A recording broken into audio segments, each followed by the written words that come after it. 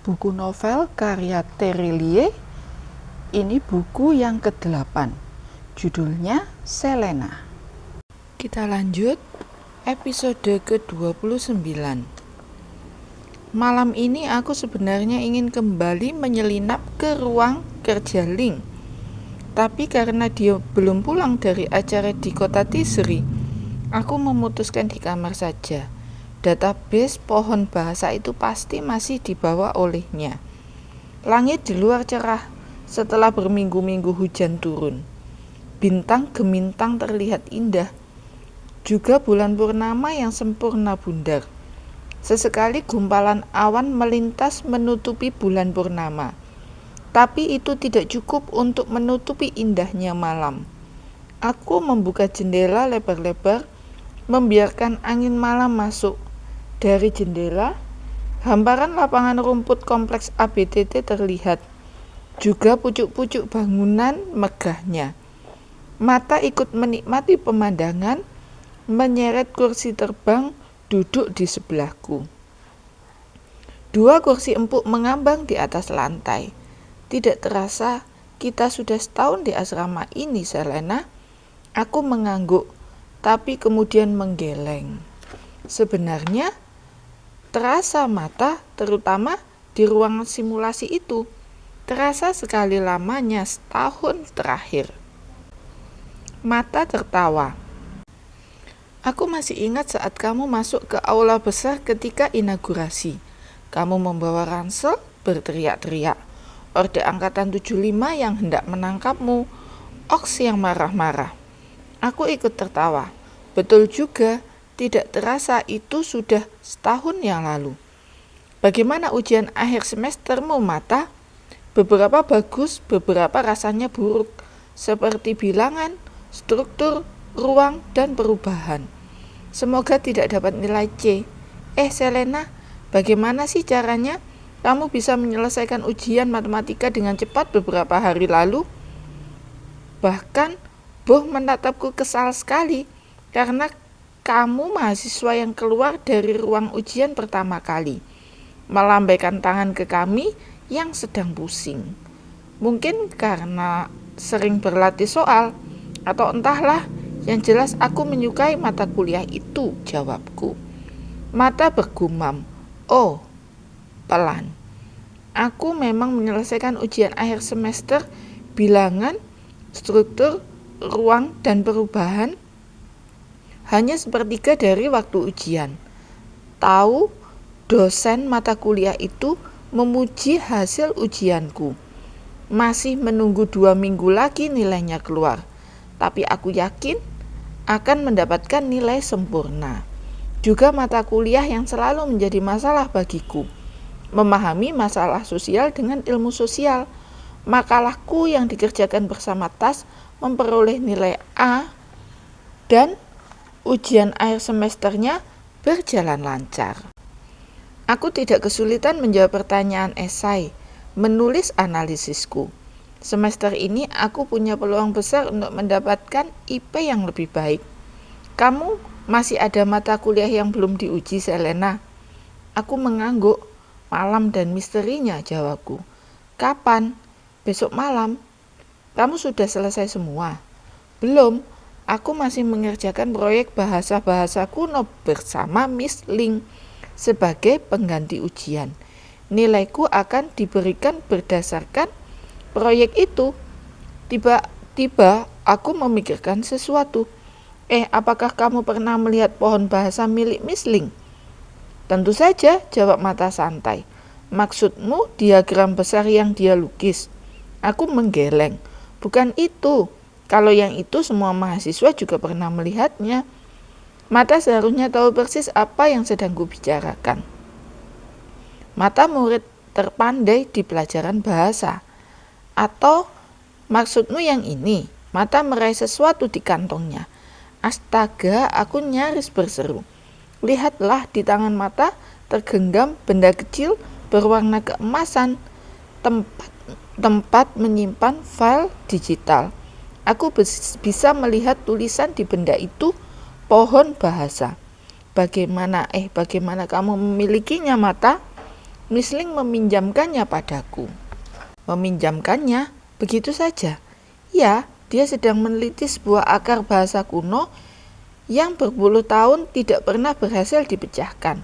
Entah kenapa, saat melihatnya, aku bisa memahami beberapa kosakatanya, seperti melekat begitu saja di kepalaku, seolah aku pernah tahu bahasa itu. Miss Ling menyuruhku memetakan kosakata lain dari akar bahasa itu. Itu proyek yang sedang kulakukan. Aku telah berhasil mengartikan ribuan kata-katanya. Akar bahasa ini hampir lengkap. Tinggal menunggu Miss Ling pulang dari kota Tisri. Aku akan menyerahkannya. Aduh, susah sekali mencari benda ini. Memeriksa berjam-jam ruang kantor Ling.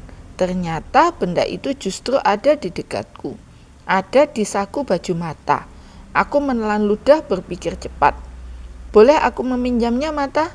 Kamu juga tertarik dengan bahasa kuno? Aku hanya ingin melihatnya. Aku berusaha setenang mungkin agar tidak mencurigakan. Miss Ling berpesan agar aku tidak meminjamkan benda ini kepada siapapun. Benda ini penting sekali bagi dunia linguistik di Klan Bulan. Ayolah, aku hanya ingin melihatnya, aku membujuk. Mata terlihat menimbang-nimbang. Lagi pula, kamu sudah memperlihatkannya kepadaku kan? Aku hanya ingin memegangnya sebentar. Aku memasang wajah memelas. Oke Selena, toh tidak ada bahayanya. Kamu memegang benda ini sebentar. Yes, aku bersorak dalam hati. Mata mengelurkan benda itu kepadaku. Begitu memegang benda itu, aku sengaja menyenggol ujung meja belajar Mata. Meja yang mengambang di udara itu bergoyang. Beberapa benda di atasnya terjatuh berserakan di lantai, termasuk tablet tipis milik Mata. Maaf Mata, aku berseru pelan, pura-pura tidak sengaja menyenggolnya. Saking antusiasnya memegang file pohon bahasa. Tidak apa, biar aku saja yang merapikan. Mata turun dari kursinya, membungkuk, meraih benda-benda yang terjatuh. Cepat sekali tanganku mengeluarkan kartu hologram milikku. Ku ketuk file digital di benda berwarna keemasan itu. Aku segera mengcopy paste isinya. Itu sebenarnya amat beresiko. Aku memiliki file digital itu ke dalam kartu hologram yang tersambung ke seluruh jaringan Klan Bulan. Jika ada yang membobol kartuku, rahasia pohon bahasa akan menjadi milik publik. Tapi aku tidak punya pilihan lain. Apapun caranya, berapapun harganya, aku harus menggenapkan 3 hal yang diperintahkan Tamus agar bisa membaca isi perkamen tua. Bagaimana? Kamu sudah melihatnya? Mata menoleh padaku sambil tersenyum. Dia telah selesai membereskan benda-benda yang jatuh. Aku mengangguk. Setengah menit lebih dari cukup untuk mengcopy file digital tersebut. Aku memasang ekspresi wajah senormal mungkin. Itu juga latihan bagi seorang pengintai menipu dengan ekspresi wajah agar tidak ketahuan. Kamu pasti pandai sekali dalam bahasa itu, hingga Miss Ling menyerahkan pohon bahasa dalam bentuk digital. Benda ini sangat berharga. Terima kasih Mata, aku balas tersenyum. Sama-sama, Mata menerima benda itu, memasukkannya kembali ke saku. Sejenak ada perasaan bersalah di hatiku. Aku telah memanfaatkan sahabatku, tapi aku segera mengusirnya jauh-jauh. Cepat atau lambat, aku juga akan mendapatkan file itu, entah di kantor Ling atau di tempat lain. Hanya karena Mata sedang memegangnya, maka itu tidak berarti apapun. Lupakan sejenak soal moralitas dan etika. Malam ini indah sekali. Mata kembali memandang di luar jendela. Aku mengangguk. Rumahku di distrik sungai-sungai jauh juga menghadap ke lapangan luas. Oh ya, bedanya di sana ada 2 sungai yang mengalir di lapangan rumput itu. Terlihat lebih menakjubkan. Omong-omong, kamu berapa bersaudara Mata? Aku basa-basi bertanya. Sebenarnya amat jarang mahasiswa ABTT bertanya tentang keluarga. Itu privasi. Aku anak tunggal. Orang tuamu sudah meninggal. Aku tinggal bersama keluarga angkat. Aku terdiam. Itu terdengar menyedihkan. Tidak seburu itu, Selena. Mata menoleh dan tersenyum. Aku baik-baik saja sejak kecil. Orang tua angkatku baik sekali. Lagi pula, sekarang aku sudah kuliah di ABTT. Aku punya keluarga lain yang juga tidak kalah seru. Keluarga lain? Ya, kamu, Selena. Kamu lebih dari sahabat. Mata menatapku lamat-lamat. Kamu keluarga baruku. Menyenangkan rasanya bisa memiliki saudara perempuan. Aku termangu, benar-benar termangu. 1. Aku tidak menduga kalimat itu sangat menyentuh. 2. Lihatlah. Mata terlihat bersinar elok. Begitu gumpalan awan menghilang ketika cahaya bulan purnama melintas bingkai jendela dan menyiram tubuh Mata. Kedua bola mata ikut bersinar terang. Malam itu aku menyadari ada sesuatu yang sangat spesial dari Mata, teman sekamarku. Dia bukan hanya petarung dari distrik sungai-sungai jauh yang terkenal dengan teknik bertarung hebatnya. Sejak awal aku sudah menduga, jangan-jangan Mata memiliki keturunan murni berikutnya. Tapi malam ini sepertinya ada hal lain yang lebih besar dibanding itu. Aku belum tahu itu apa. Besok-besok aku baru memahaminya. Malam semakin larut, Mata beranjak tidur dan segera terlelap. Ketika lampu kamar di bangunan asrama dipadamkan satu persatu, aku bergegas menyelinap keluar.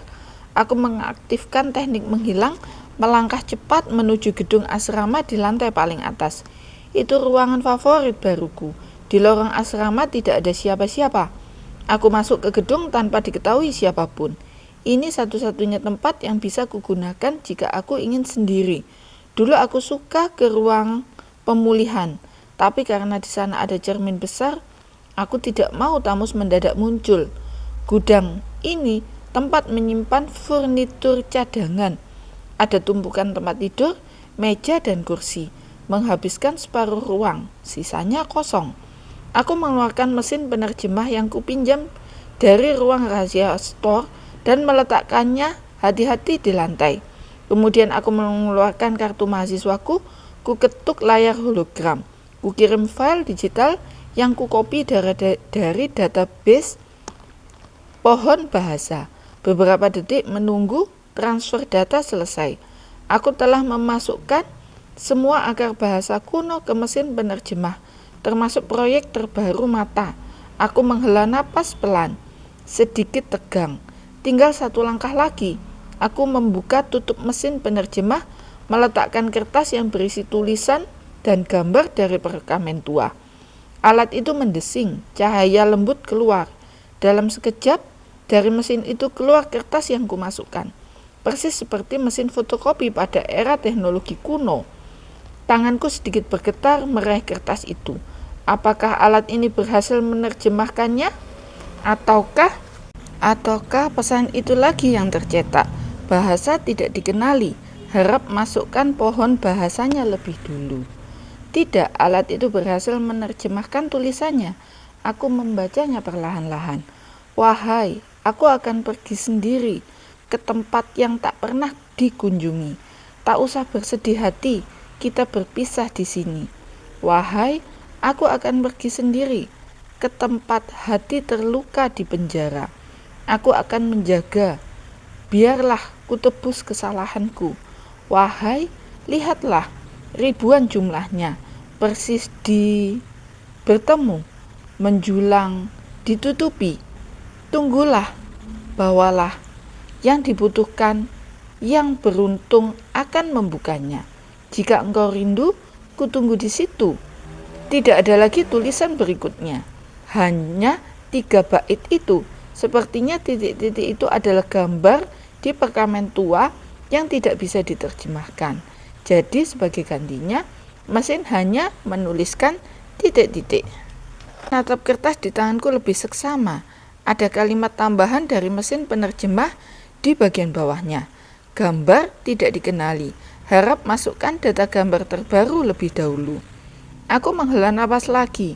Ini puisi. Perkamen tua itu hanya berisi puisi. Aduh, aku tidak pandai membaca puisi. mata kuliah bahasa-bahasa Klan Bulan, termasuk yang menyebalkan. Apa maksud puisi ini? Apakah ini puisi patah hati? Dua orang berpisah. Salah satunya menebus kesalahan. Kesalahan apa? Dan titik-titik ini, kenapa tidak ada terjemahannya? Perkamen tua itu pasti super penting hingga disimpan di bagian terlarang perpustakaan sentral. Jika hanya puisi patah hati, tidak mungkin Tamus mencarinya. Sepertinya aku harus mengenapkan database gambarnya lebih dulu, baru bisa membaca semua isi perkamen. Masih ada satu lagi, Bibi Gil menyimpan database simbol dan gambar langkah Klan Bulan. Dia pengintai berusia ratusan tahun. Dia telah bertualang ke banyak tempat, mengumpulkan data-data tersebut. Jika semua telah lengkap, seluruh tulisan dan gambar ini akan berhasil diterjemahkan, dan aku mungkin bisa memahami apa maksud isi perkamen tua itu. Kita lanjutkan episode ke-30 pada video selanjutnya.